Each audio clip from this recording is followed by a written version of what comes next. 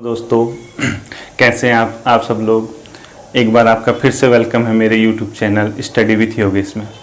सबसे पहले तो मैं आप लोगों का बहुत ज़्यादा धन्यवाद ज्ञापित करना चाहूँगा। जैसा कि मैंने अभी अपना पहला वीडियो एक डेमो के रूप में डाला था और जो आप लोगों ने उसको प्यार दिया, जितना आप लोगों ने उसको सपोर्ट दिया, इसके लिए मैं आप लोगों का बहुत बहुत धन्यवाद ज्ञापित करना चाहूँगा। तो दोस्तों, मैंने आपको अपने पहले टॉपिक में जो बताया था संविधान में संशोधन की प्रक्रिया, उम्मीद है कि आप लोगों को वो समझ आया होगा और हो सकता है जिसने नहीं उस वीडियो को देखा होगा आप मेरे चैनल पे जाके उस वीडियो को देख सकते हैं। तो दोस्तों, उसी क्रम को आगे बढ़ाते हुए एक बार मैं फिर से आपके सामने आया हूँ एक नए टॉपिक के साथ, जिसका नाम है संविधान की मूल संरचना। देखिए दोस्तों, मैं ये टॉपिक कोई बीच से नहीं उठा रहा हूँ। एक्चुअली हुआ क्या, वो मेरा पहला टॉपिक था। ये जो दूसरा टॉपिक है ये उसी से लिंक करते हैं, अर्थात ये दोनों टॉपिक एक साथ लिंक करके आप पढ़ेंगे तो आप लोगों को इसमें कोई भी दिक्कत नहीं आने वाली है। इसके बाद जो मेरे वीडियोज़ होंगे वो एक सीरीज़ से मैं आऊँगा, एक सीरियल उसका होगा और उसके तहत आप लोग तैयारी करेंगे और आप लोगों को बहुत फ़ायदा होगा। तो ज़्यादा समय न लेते हुए आज की वीडियो का शुभारंभ करते हैं।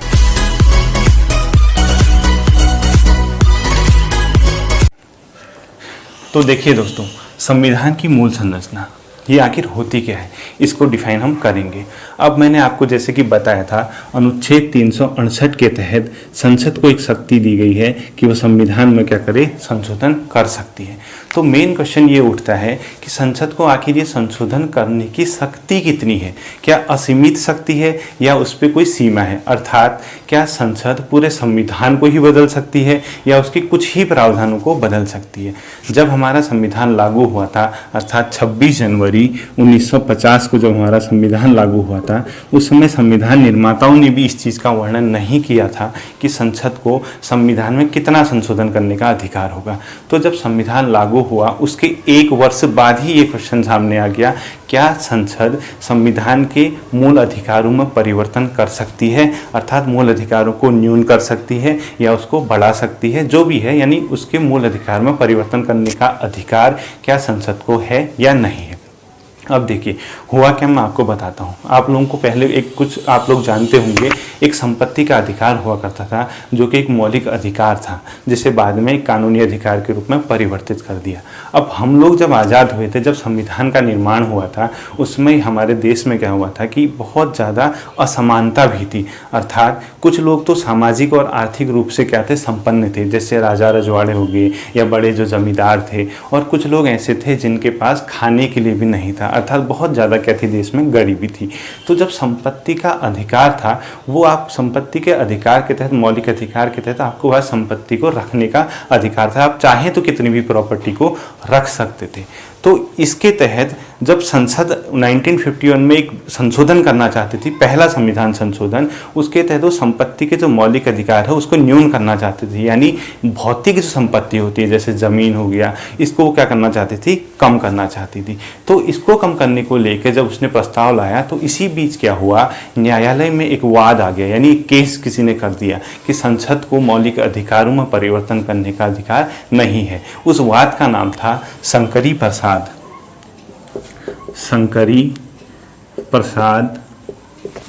बनाम भारत संघ। ये जो आपका वाद आया था, ये आया था 1951 में।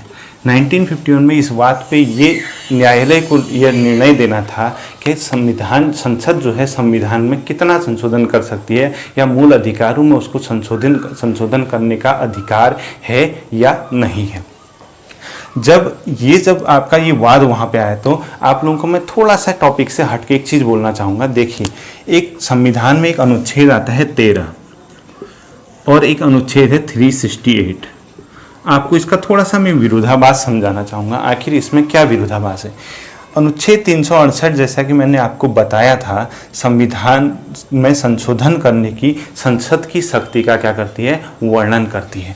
वहीं आप देखना अनुच्छेद 13 अगर आप देखेंगे, उसमें ये कहा गया है कि कोई भी ऐसा विधि या कोई भी ऐसा कानून अमान्य होगा या शून्य होगा यदि वो मौलिक अधिकारों में परिवर्तन करता है, मौलिक अधिकारों को छीनने की या उसको न्यून करने की कोशिश करता है। एक ओर तो अनुच्छेद 13 ऐसा कह रहा है और दूसरी ओर अनुच्छेद 368 जो है वो आपका ये कह रहा है कि संसद को संविधान में संशोधन करने की शक्ति है। तो जब ये विरोधाभास आया तो इस मामले में क्या हुआ, देखिए विरोधाभास के तहत न्यायालय ने क्या निर्णय दिया।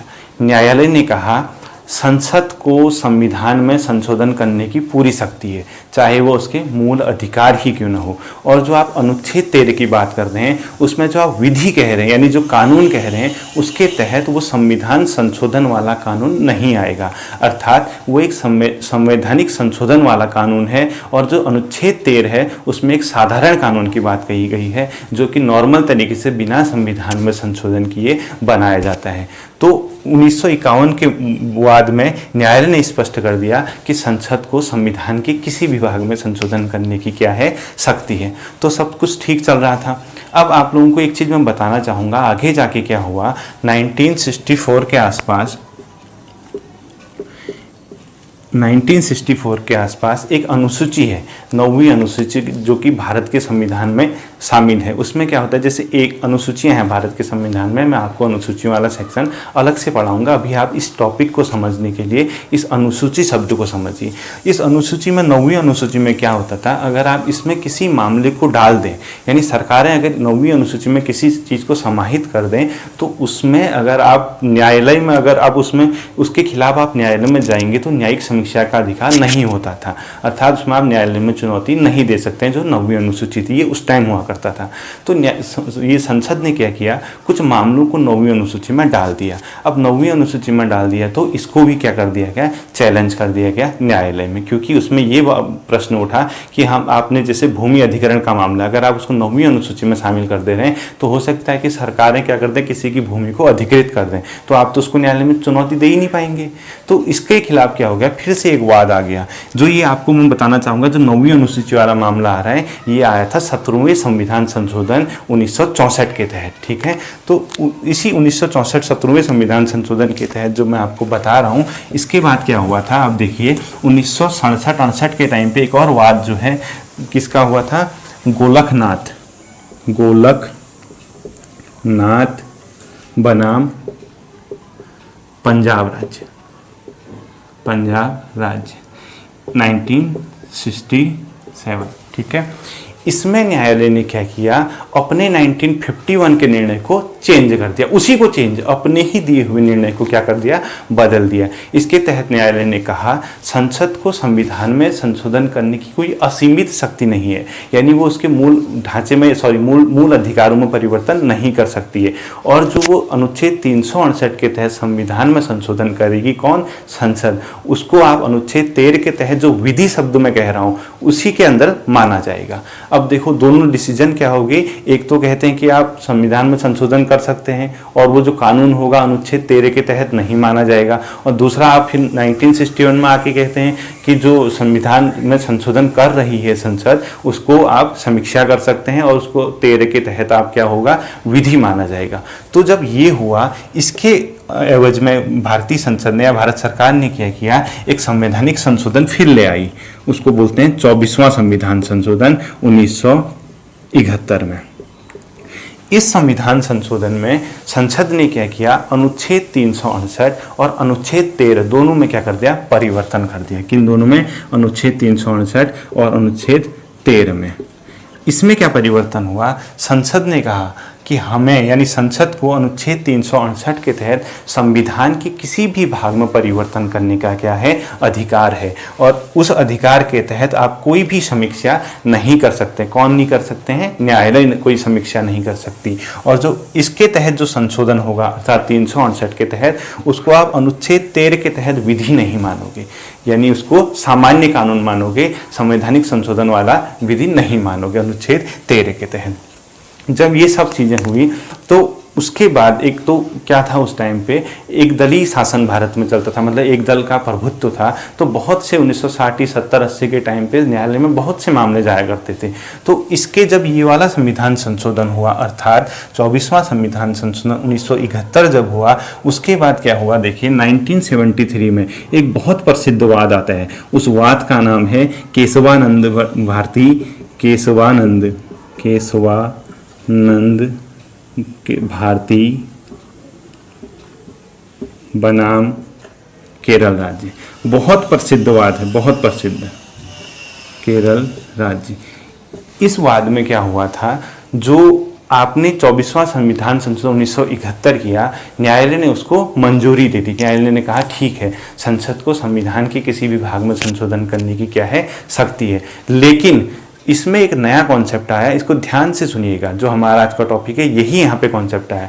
न्यायालय ने कहा संसद को संविधान के मूल ढांचे में परिवर्तन करने की शक्ति नहीं है, यानी बेसिक स्ट्रक्चर जो होगा कॉन्स्टिट्यूशन का, आप उसको नहीं बदल सकते। तो जो मूल संरचना जो हमारा टॉपिक है, इसका प्रादुर्भाव इसी वाद से हुआ, केशवानंद भारती बनाम केरल राज्य।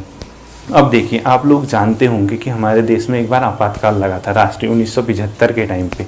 तो आपातकाल के दौरान क्या हुआ, बहुत से मामले न्यायालय में क्या गए थे, विचाराधीन थे, या बहुत से मामलों को न्यायालय में वाद के लिए ले जाया गया था। तो जब न्यायालय ने एक यहाँ पे कंडीशन लगा दी केशवानंद भारती मामले में कि आप मूल संरचना के साथ परिवर्तन नहीं कर सकते, तो संसद कहाँ भी चुप रहने वाली थी। तो संसद ने इसी के परिप्रेक्ष्य में एक और संविधान संशोधन किया, जिसको बोलते हैं 42वां संविधान संशोधन, यानी 42nd कॉन्स्टिट्यूशनल अमेंडमेंट। और ये कब हुआ था, 1976 में। ये सबसे बड़ा आज तक का भारतीय संविधान का सबसे बड़ा संशोधन है, 42वां संविधान संशोधन 1976। आप लोगों को बहुत सी किताबों में से मतलब देखेंगे, इसको लघु संविधान भी कहा जाता है, क्योंकि इसमें इतना ज़्यादा चेंज किया गया था संविधान में। इसी एवज में इसको क्या कहते हैं, भारतीय संविधान का लघु संविधान भी कहा जाता है। अब देखिए, इसमें और तो जो भी संशोधन थे, हमारे टॉपिक के परिप्रेक्ष्य से इसमें एक संशोधन ये किया गया था कि अगर संसद किसी भी भाग में संशोधन करती है संविधान के, आप उसको न्यायिक समीक्षा के दायरे में नहीं ला सकते, अर्थात आप उसको न्यायालय में चुनौती नहीं दे सकते। इसमें कहा था 42वें संविधान संशोधन 1976 में। जब ये बात आई तो न्यायालय को जो न्यायिक समीक्षा करने का अधिकार है, यानी कोई कानून संवैधानिक है या असंवैधानिक है, ये न्यायालय का क्या है, एक अपना मौलिक कर्तव्य आप कह सकते हैं, या उसकी एक ड्यूटी है वही, क्योंकि संविधान का संरक्षक है। संविधान की व्याख्या करने का जो अधिकार है वो किसको है, सर्वोच्च न्यायालय को। और आप कह रहे हैं कि कोई ऐसा संविधान संशोधन करेंगे तो उसको आप न्यायालय में चुनौती नहीं दे सकते। तो न्यायालय ने इसको क्या कर दिया, इस पॉइंट को न्यायालय में चुनौती न देने वाले को अमान्य घोषित कर दिया 1980 में। मिनर्वा मिल्स बनाम भारत संघ वाले जो मामले में था, उसमें क्या कर दिया, इसको असंवैधानिक घोषित कर दिया 1980 के टाइम में।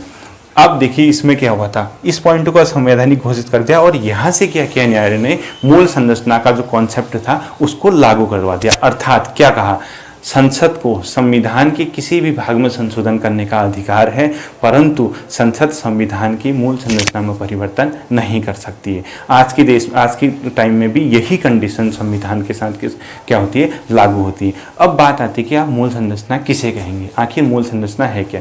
देखिए, मैं आप लोगों को बताना चाहूँगा, मूल संरचना को कोई स्पेशली डिफाइन नहीं किया गया है या कोई संविधान में नहीं लिखा है। न्यायालय ने क्या किया, अपने विभिन्न निर्णयों के माध्यम से ये बताया है कि मूल संरचना आप किसको मानोगे, ठीक है। तो उसके अंदर जैसे आप देखिए, हमारे देश में क्या है, एक संसदीय शासन प्रणाली, यानी हमारे देश में संसद होगी। आप ये नहीं कि संसद सिस्टम को हटा दें, तो अगर ऐसा करोगे मूल संरचना के साथ छेड़छाड़ है।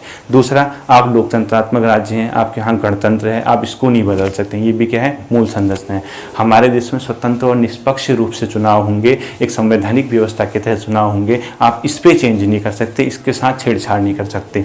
इसके अलावा जैसे हम लोग क्या है, संघीय व्यवस्थाएं होते हैं, ऊपर राज केंद्र होगा, उसके नीचे राज्य होंगे और इनके बीच क्या होगा, शक्तियों का क्या होगा, बंटवारा होगा, आप इसको भी परिवर्तित नहीं कर सकते। तो न्यायालय ने क्या किया, 1980 के बाद में जो डिसीजन दिया, कहा 1973 के बाद जितने भी कानून बने या जितने भी अधिनियम आएंगे, उसमें हम क्या जांच करेंगे कि इस अधिनियम में कहीं ऐसा तो नहीं है कि हमारे जो संविधान है उसकी मूल संरचना में क्या कर दिया, परिवर्तन तो नहीं किया। अर्थात अगर आपसे कोई पूछता है कि मूल संरचना है क्या, आप सीधे सीधे मुझे कहिए, मूल संरचना स्पष्टली डिफाइंड तो है नहीं, लेकिन न्यायालय का ये कर्तव्य होगा कि वो मूल संरचना को बताए। तो आप लोग ये समझ गए होंगे। तो आप ये आज के टाइम पे ये समझिए कि संसद को संविधान में संशोधन करने की शक्ति है, लेकिन ये असीमित नहीं है। आप उतना चेंज करेंगे जितना कि उसके बेसिक स्ट्रक्चर के साथ छेड़छाड़ न हो। तो हमारा जो टॉपिक था संविधान की मूल संरचना, वो इसी पे आधारित था और उसके अंदर यही चीज़ें आती हैं। तो आप लोग, उम्मीद है कि आप लोग इस चीज़ को समझ होंगे। अब देखिए, मैं आपको कुछ बताना चाहता हूँ।